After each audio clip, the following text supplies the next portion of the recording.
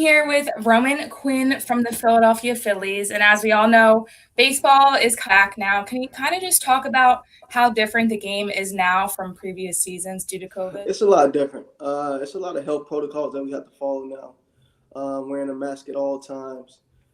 Just being conscious of like your environment, making sure that you're putting yourself in a good position not to get sick on and off the field, and you pretty much got to hold yourself accountable, and just knowing that like it's bigger than just yourself now, and everyone is counting on you to take care of whatever you're doing off the field. And kind of with this protocol, you're not allowed to have fans. Can you talk about how much that makes the game different for you guys? It makes it a lot different just because you feed off the fans, you feed off the energy that's in the stadium, and just to hear that noise lets you know, and get that adrenaline rush and lets you know that okay, you're in the big leagues, and that's one thing I do miss about it, and just interacting with the fans too as well is something I did a lot. Do you hear the fandemics out in center field, out of the center field gate? That's what they're calling them now, like air horns and everything.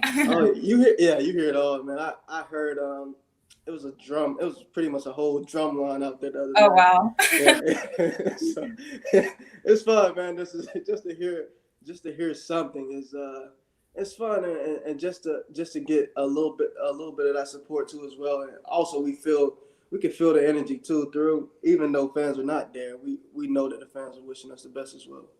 Yeah, definitely. You can see it on like social media, Twitter, fans Most tweeting definitely, most play definitely. by Yeah, play of the they, game. they're going pretty crazy out there. I can hear them booing and everything. Speeding the game up, and whether that's because of COVID or just because they want to speed it up for future references, do you like how the game used to be, or do you prefer, for example, in extra innings, having a man on start on second base? uh, I mean, for health wise, I honestly don't mind actually anything. I did it for a couple years in the minor leagues when they first started in AAA, and I honestly enjoyed it because sometimes those games go at least 15, 16, 17 innings, and it's just like, okay, man, can someone just like hurry up and score? And I definitely do like it, and I think it saves arms in the bullpen that we don't have to use, and it saves players from playing extra innings and having to bounce back the next day as well. So I definitely like the run on second that they implemented. You might have to pitch again now if they go Right. too long.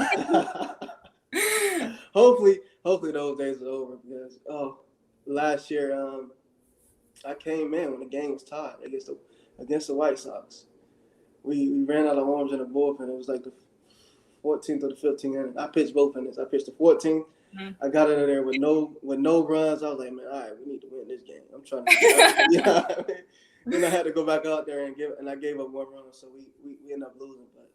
But Yeah. I was looking forward to getting my first W. That Talk was about baseball as a physical game, but can you talk about the mental side of baseball and what you have to do to prepare for each game? it. Honestly, it takes a lot, man, especially for me.